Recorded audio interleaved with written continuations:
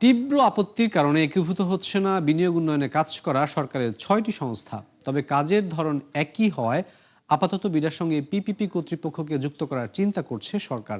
২২ April এই সংক্রান্ত কমিটির বৈঠকে এমন সিদ্ধান্ত হয়, যার কপি এসেছে ৭১ বিজনেসের হাতে। বিস্তারিত জানাচ্ছেন রুহুল আমিন। বিনিয়োগ পরিবেশ উন্নয়ন ও অবকাঠামো সুবিধা নিশ্চিতে কাজ করছে সরকারের ৬টি সংস্থা। এর ৪টি প্রধানমন্ত্রী কার্যালয়ের অধীন, বাকি দুটি নিয়ন্ত্রণ করে ২ মন্ত্রণালয়। এর মধ্যে বিডা ও পিপিপি কর্তৃপক্ষ বিনিয়োগ আকর্ষণে কাজ করে, বাকিগুলোর দায়িত্ব শিল্প কারখানা ব্যবস্থাপনা করা। অন্তর্বর্তী সরকারের সময়ে ৬ সংস্থার ৩টির নির্বাহী চেয়ারম্যান হিসেবে নিয়োগ পান আশিক চৌধুরী। দায়িত্ব নেয়ার কিছুদিন পর হঠাৎই সব সংস্থাকে একীভূত করার আলোচনা তোলেন তিনি। বিভিন্ন মহলের আপত্তি সত্ত্বেও উদ্যোগ নেন আইনি পর্যালোচনার। এছাড়া ১০ কোটি টাকা ব্যয়ে পরামর্শক নিয়োগের আলোচনা ওঠে জোরালোভাবে। যদিও এই ব্যবসায়ী নেতা বলছেন এমন উদ্যোগ ছিল অপ্রয়োজনীয়। এটা আমাদের জন্য এখন সাবজেক্ট ম্যাটার না। আমাদের সাবজেক্ট ম্যাটার হচ্ছে বিনিয়োগ বান্ধব পরিবেশ তৈরি করা, দ্যাটস অল, যেটা আমাদের ডে ওয়ান থেকেই ছিল। ব্যবসায়ীদের চাহিদা কিন্তু ইজ ভেরি সিম্পল, এটাকে কমপ্লিকেট করে সরকার। আপনি বিনিয়োগ বান্ধব পরিবেশ নিয়ে আপনি কাজ করেন, বিনিয়োগ আমরা আনবো। যেটা বারবার বলতে চাই, বিডা বা বিডার চেয়ারম্যানের কাজ না বিনিয়োগ আনা। এই উদ্যোগ পর্যালোচনায় গত ২২ এপ্রিল বৈঠক করে মন্ত্রিপরিষদ সচিবের নেতৃত্বাধীন কমিটি, যারা সিদ্ধান্ত দেননি একীভূত করার। তবে কাজের ধরন এক হওয়ায় বিডার সঙ্গে পিপিপি কর্তৃপক্ষকে যুক্ত করার বিষয়ে মত দেয় কমিটি। আর এই উদ্যোগ সফল হলে পরবর্তী পর্যায়ে একীভূত করা হবে বেজা ও হাইটেক পার্ককে। অর্থাৎ একরকম অনির্দিষ্টকালের জন্য পিছিয়ে দেয়া হয় পূর্ণ একীভূতকরণ। বিডা আর পিপিপির একটা ওভারল্যাপিং জায়গা আছে, আমার মনে হয় সেই জায়গাটায় মার্জারের হয়তো সুযোগ থাকার একটা বড় সম্ভাবনা আমি দেখছি। কিন্তু বিডা, বেজা এবং বেবজা এই দুটাকে বিডার সাথে মার্চ করা উচিত নাকি, এটা মনে হয় আরও একটু ভেবে দেখা দরকার। কেন বলছি, বেবজা তো অনেক পুরনো, ৮২, ৮৩, ৮০ দশকের শুরু থেকে তারা export oriented industrial park management, এবং সেখানে কিন্তু মোটামুটি বেশ ভালো সফলতা আছে তাদের। বেবজা কিছুটা ইনভেস্টমেন্ট প্রমোশন করে, কিন্তু ওইটা কিন্তু ওদের মূল কাজ না। তাদের মূল কাজ ইন্ডাস্ট্রিয়াল পার্ক ম্যানেজমেন্ট। অর্থনীতিবিদ ও ব্যবসায়ী নেতারা বলছেন এসবের চেয়ে বরং ব্যবসার পরিবেশ উন্নয়নে বিডার মনোযোগ দেয়া বেশি জরুরি। ইন্টারিম গভর্নমেন্টের সময় চুরি বন্ধ হয়েছে, এই সংস্কারের ইচ্ছা প্রকাশ করেছিল, কিন্তু ওভারঅল অর্থনৈতিক সংস্কার হয়নি। এবং সেই অর্থনৈতিক সংস্কার না হওয়ার একটা ধারা হলো বিনিয়োগ পরিবেশের সংস্কার, সার্বিক, কম্প্রিহেন্সিভ এবং সিস্টেম্যাটিক, সেটাও খুব বেশি হয়নি। ২-৩টা কিছু, যেমন রিপ্যাট্রিয়েশন রুলসটা একটু সহজ করেছে, ভালো জিনিস। এক্সপোর্টার বন্ড, পার্শিয়াল এক্সপোর্টারদের বন্ড একটু সহজ করেছে, ভালো জিনিস। Your job is to coordinate with all these ministries, যে আমাদের বিনিয়োগ পরিবেশের জন্য কোন কোন জায়গায় নীতি সহায়তার কারণে বাধাগ্রস্ত হচ্ছে বিনিয়োগকারীরা, সেটা আপনার কাজ। আপনাকে বলা হয়েছে আপনি কাস্টমসকে ঠিক করেন, আপনাকে বলা হয়েছে আপনি এশিয়া মহাদেশের মধ্যে আমাদের জন্য একটা কম্পারেটিভ ট্যাক্স রেট দেন, যেটা দেখে আকর্ষিত হয়ে বিদেশি বিনিয়োগকারীরা আসবে। আপনাকে বলা হয় না এই দেশ বিদেশ ঘুরে প্রেজেন্টেশন দিতে, আপনাকে বলা হয় না একই প্রাইভেট সেক্টরের সাথে বারবার মিটিং করতে। ভালো, প্রাইভেট সেক্টর এঙ্গেজমেন্ট ভালো, বাট এক কথা বারবার কেন? আপনি কি জানেন না এক্স্যাক্টলি প্রাইভেট সেক্টরের সমস্যাগুলো কি? যদি না জেনে থাকেন, প্লিজ টেক লিভ। বিডা ও পিপিপি কর্তৃপক্ষ একীভূতকরণের বিষয়ে ২৯ এপ্রিল আবার বৈঠক করবে মন্ত্রিপরিষদ সচিবের নেতৃত্বাধীন কমিটি। রুহুল আমিন, ৭১, ঢাকা। গেল এক দশকে বিনিয়োগ উন্নয়ন কর্তৃপক্ষের নানামুখী পদক্ষেপের পরও বিদেশি বিনিয়োগের ধারায় তেমন কোনো ধরনের পরিবর্তন আসেনি, এমন মূল্যায়ন করেছে জাতিসংঘের বাণিজ্য উন্নয়ন সংস্থা আংটাড। বিডা আয়োজিত সেমিনারে চেয়ারম্যান চৌধুরী আশিক মাহমুদ বিন হারুন জানিয়েছেন, দেশে দীর্ঘ অনিশ্চয়তা কাটিয়ে ইতিবাচক ধারায় ফিরলেও অর্থনীতিতে তেমন প্রভাব ফেলেনি বিদেশি বিনিয়োগ। অনুষ্ঠানের বক্তারা বলেছেন যে বিদেশি বিনিয়োগে সবচেয়ে বড় বাধা আমলাতন্ত্র। তাই ওয়ান স্টপ সার্ভিস সহ নানামুখী কাঠামোগত সংস্কার আনা হলেও তা খুব একটা কাজে আসেনি এই সময়। এছাড়া আইনি জটিলতা, জমি সংকট, অবকাঠামো ঘাটতি এবং ধীরগতির প্রকল্প বাস্তবায়ন বড় বাধা হয়ে আছে বিনিয়োগে। এমন অবস্থা চলমান থাকলে শঙ্কা এলডিসি পরবর্তী সময়ে প্রতিযোগিতায় চাপে পড়তে পারে Bangladesh. Stability is a big factor for investment development, investment growth, be it public side or private side, be it local investment or foreign investment. Stability is key. But possibly this is the most unstable world we've experienced in very, very long times. That impacts Bangladesh as well. We are not immune to the rest of the world's issues, and therefore it is critical for us to make sure that the existing investment. দর্শক, এই বিষয়ে আরো বিস্তারিত জানাতে এই মুহূর্তে আমাদের সাথে সরাসরি যুক্ত হচ্ছেন সহকর্মী মেজবা হাসান। মেজবা, বিডা এবং আংটাডের যে আজকে যে যৌথ সেমিনারটি চলছে, সেখানে এখন পর্যন্ত বিনিয়োগের যে প্রধান বাধাগুলো কি বলা হয়েছে সে বিষয়টি আমাদেরকে জানাবেন।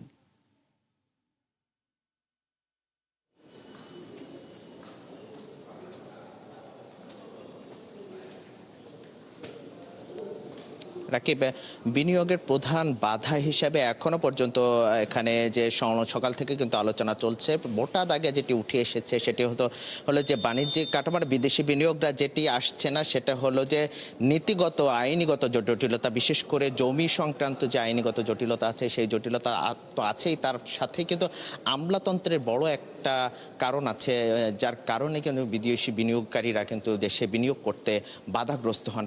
এছাড়া মোটা দাগে গেল 10 বছরের একটি সমীকরণ কিন্তু উঠে এসেছে এই প্রতিবেদনে, এবং এই সমীকরণে তারা বলছিলেন যে 10 বছরের পর অভ্যুত্থানের পর নতুন বিডাবিজের নির্বাহী চেয়ারম্যান আশিক চৌধুরী আসার পর নন স্টাফ সার্ভিস সহ ডিজিটালাইজেশনের জায়গাগুলো অনেকগুলো কাঠামোগত সংস্কার হতে হলে আইনের যে সংস্কার সেটি কিন্তু পুরোপুরিভাবে হয় না, যার কারণে যে বিদেশি বিনিয়োগদের কাছে যে আকৃষ্ট করার যে জায়গাটা, সেই জায়গাটা কিন্তু অনেক ক্ষেত্রে ব্যাহত হচ্ছে, যার কারণে কিন্তু বিদেশি বিনিয়োগকারীরা কিন্তু বাংলাদেশে ইনভেস্ট করছে না, বিনিয়োগ করছে না, যার জটিলতা কিন্তু এখনো পর্যন্ত তৈরি হয়েছে। একই সাথে আরেকটু জানিয়ে রাখি যে এর আগে 19 সালের পর থেকে 2025 সাল পর্যন্ত যতটুকু বিডার সক্ষমতা অনুযায়ী যতটুকু কার্যক্রম হয়েছে ততটা কিছুটা উন্নতি হলেও কিন্তু অর্থনৈতিক যে বড় ধরনের পরিবর্তন, কিন্তু অর্থনীতিতে যে প্রভাব ফেলতে পারে যে বিনিয়োগ, সেই প্রভাব মাফিক কিন্তু এখনও ফেলতে পারেনি, এমন কিন্তু তথ্য উঠে এসেছে।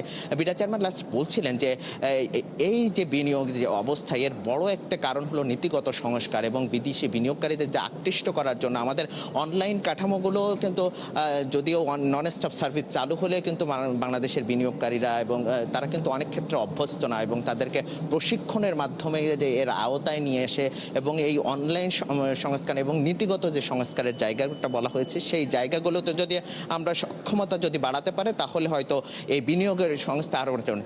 এটা আরেকটি বিষয় তারা উল্লেখ করেছেন যে বাংলাদেশে যে উন্নয়নশীল রাষ্ট্রের দিকে যাচ্ছে, সেই জায়গাটা যদি বড় ধরনের চ্যালেঞ্জ হবে যদি এই নীতিগত সংস্কার এবং আইনি জটিলতাগুলো যদি দূর না করা যায়। রাকিব, মেজবা, আপনাকে ধন্যবাদ আমাদের সাথে যুক্ত হওয়ার জন্য। দর্শক, বিডা এবং আংটাডের যৌথ সেমিনার শেষে সেখানকার বিনিয়োগ পরিস্থিতি সবশেষ খবর জানাতে যুক্ত হয়েছিলেন সহকর্মী মেজবা হাসান। যাচ্ছি পরের খবরে। জ্বালানি তেলের সরবরাহ বাড়ানোর ফলে কিছুটা ভোগান্তি কমেছে পাম্পগুলোতে, ফলে অকটেন নিতে কয়েক ঘন্টার অপেক্ষা নেমেছে মিনিটের ঘরে। এতে স্বস্তি ফিরেছে চালকদের মাঝে। তবে পেট্রোল এবং ডিজেলের ক্ষেত্রে এখনও সংকট রয়েছে কম বেশি। বিপিসির তথ্য অনুযায়ী চাহিদার তুলনায় অকটেনে 5% এবং পেট্রোল ডিজেলে 15% ঘাটতি রয়েছে। আরও জানাচ্ছেন রাকিব হোসেন। মধ্যপ্রাচ্যে অস্থিরতার জেরে মার্চের শুরুতে জ্বালানি তেল বিপণনে রেশনিং শুরু করে সরকার। ফলে চাহিদা থেকে 4 ভাগের 1 ভাগ সরবরাহ কমায় বিপিসি। এতে ফিলিং স্টেশনগুলোতে দেখা দেয় তীব্র সংকট, আতঙ্ক ছড়িয়ে পড়ে গ্রাহকদের মাঝে। আর এই সুযোগে মজুতদারি, চড়া দরে বিক্রি সহ নানা অব্যবস্থাপনা চলে দেশ জুড়ে, যা কমাতে অবশেষে তেল সরবরাহ বাড়ায় কর্পোরেশন। সবশেষ নির্দেশনা অনুযায়ী ডিপো থেকে ফিলিং স্টেশনে অকটেনের সরবরাহ বেড়েছে 20%। এতে একরকম স্বস্তিতে মোটরসাইকেল ও 4 চাকার যানবাহন চালকরা। যদিও এই জ্বালানি পণ্যের সরবরাহ এখনও গেল বছরের চাহিদার চেয়ে 5% কম। আমলে নেওয়া হয়নি চলতি বছরের বাড়তি চাহিদাও। গত সপ্তাহের তুলনায় এখন মোটামুটি অনেকটা রিকভার হয়েছে, যেটা দেখতে পাচ্ছি। চাহিদা ততটুকু পাচ্ছি না, তবে যতটুকুই পাচ্ছি আপাতত চলতে পারতেছি, আগের থেকে একটু বেটার আর কি। যেভাবে চলতেছে অন্য দিনের তুলনায় অনেকটা স্বাভাবিক। তো এইভাবে যদি সাপ্লাইটা বাড়ায় দেয়, আশা করি আস্তে আস্তে পরিস্থিতি স্বাভাবিক পর্যায়ে চলে আসবে। প্রপার ডিস্ট্রিবিউশন নাই এবং প্রপার মনিটরিং নাই। যদি প্রপার ডিস্ট্রিবিউশনটা হইতো, যদি গভর্নমেন্ট বলেও থাকে যে আমরা প্রপার ডিস্ট্রিবিউশন করতেছি, এটার মনিটরিংটা ঠিকমতো হচ্ছে কিনা, আদৌ কি হচ্ছে কিনা। টানা প্রায় 2 মাস ধরে জ্বালানি তেলের গ্রাহকদের চরম ভোগান্তি পোহাতে হলেও দুর্ভোগ ছুঁতে পারেনি বিদ্যুৎ, এলপিজি ও সিএনজি চালিত যানবাহন চালকদের। গ্যাসের চাপ খানিকটা কম, তবুও স্বল্প সময়ে তুলনামূলক কম দামে মিলছে গ্যাস।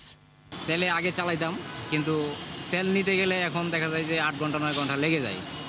তো সেক্ষেত্রে এখন আমি গাড়িটা কন্টিনিউ গ্যাসে চালাইতেছি, তো গ্যাসে আমাদের কোনো প্রবলেম হচ্ছে না। সংকটের আগে ছিল ভোগান্তি গ্যাসে, কিন্তু এখন ভোগান্তি নেই গ্যাসে, তেলে ভোগান্তি। কারেন্ট না থাকলেও তো প্রেশার উঠাতে পারবে না, গ্যাস দিতে পারবে না। যেই গাড়িতে মনে করেন যে 600-700 টাকার গ্যাস ঢুকবে, ওই গাড়িতে 300 টাকার গ্যাস ঢুকে। সংকটের এই সময়ে জ্বালানি তেলে ভেজাল মিশিয়ে কিংবা পরিমাণে কম দিয়ে বাড়তি মুনাফার সুযোগ নিচ্ছেন অসাধু ব্যবসায়ীরা, যা নিয়ন্ত্রণে ভ্রাম্যমাণ আদালত পরিচালনা করছে বিএসটিআই। বড় সংকট আমরা পেয়েছি 2-1টা যেগুলো রিনাউন্ড পেট্রোল পাম্প। আমরা প্রথম দিকে পেতাম যে তারা তেল পরিমাণে কম দিয়েছে, তাদেরকে আমরা বড় অঙ্কের জরিমানা করেছি, সতর্ক করছি এবং সার্ভিলেন্সের আওতায় রেখেছি। আরেকটা সমস্যা পেয়েছি যারা অনেকে লাইসেন্সটা এখনও নবায়ন করেনি, লাইসেন্স করেনি, এরকম 2-1টা পেয়েছি। বাট ওভারঅল যদি আপনি বলেন আমরা মোটামুটি ঠিক পাচ্ছি। গেল বছরের হিসাব অনুযায়ী পেট্রোল ও ডিজেলে এখনও 15% ঘাটতি রয়েছে। রাকিব হোসেন, 71, ঢাকা। দর্শক, নবায়নযোগ্য জ্বালানি উৎপাদন লক্ষ্য বর্তমান বাস্তবতা নিয়ে গুলশানের একটি হোটেলে আলোচনার আয়োজন করেছে গবেষণা সংস্থা সিপিডি। সেখানে এই মুহূর্তে কথা বলছেন বিদ্যুৎ ও জ্বালানি মন্ত্রী ইকবাল হাসান মাহমুদ চুকু। আমরা সরাসরি চলে যাচ্ছি সেখানে। এবং I think he has proved that last 2 মান্থে উনি কিন্তু প্রুভ করছেন যে উনি he wants to go with the people. আমরা কিন্তু এর মধ্যে অলরেডি আপনাদের দেশের আমাদের দেশের ইন্ডাস্ট্রিয়ালিস্টদের নিয়ে বসেছি এবং উনি কমিটমেন্ট করছে যে আমি এভরি 3 মান্থ ওনাদের নিয়ে বলবো, এবং সেটা করছেন উনি আর কি।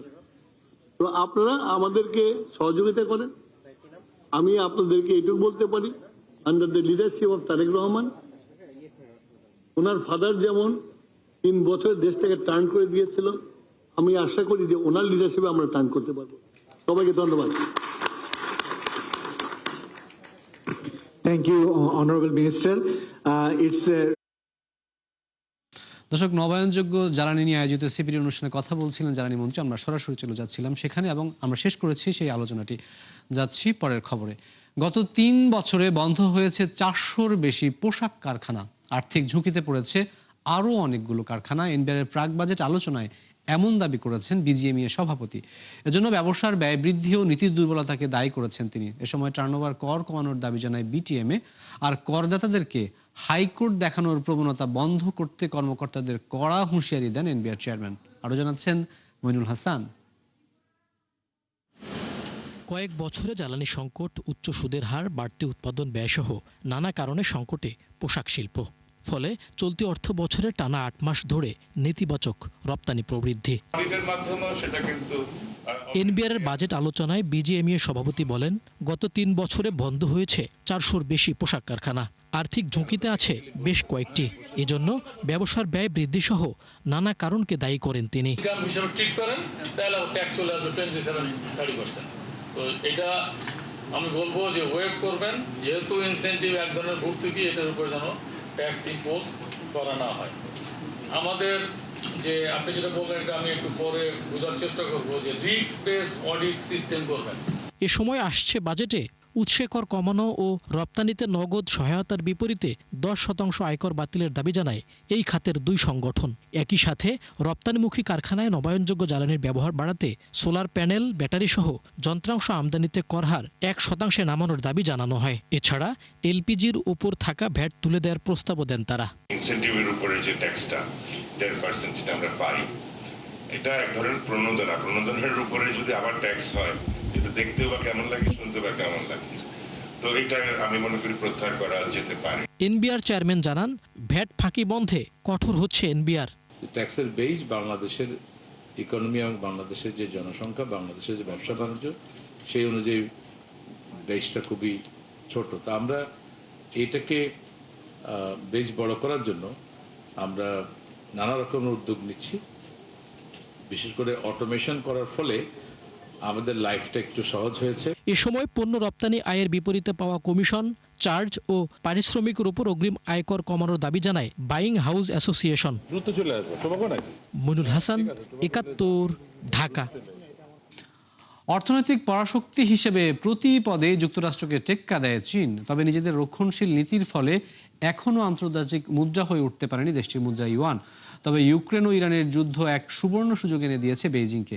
বিশ্ব বাণিজ্যে শক্তিশালী অবস্থান তৈরি করতে পারে ইউয়ান, এমন আশাবাদ দেশটির অর্থনীতিবিদদের। তবে চলমান উত্তেজনা সেটি কতটা বাস্তবসম্মত হবে তা নিয়ে প্রশ্ন রয়েছে বিশ্লেষকদের। দর্শক, ৭১ বিজনেসে এই ছিল এখনকার মতো। সরাসরি সংবাদ অনুষ্ঠান দেখতে চোখ রাখুন ৭১-এর ফেসবুক পেজ এবং সাবস্ক্রাইব করুন ৭১ ইউটিউব চ্যানেল। থাকুন ৭১-এর সাথেই।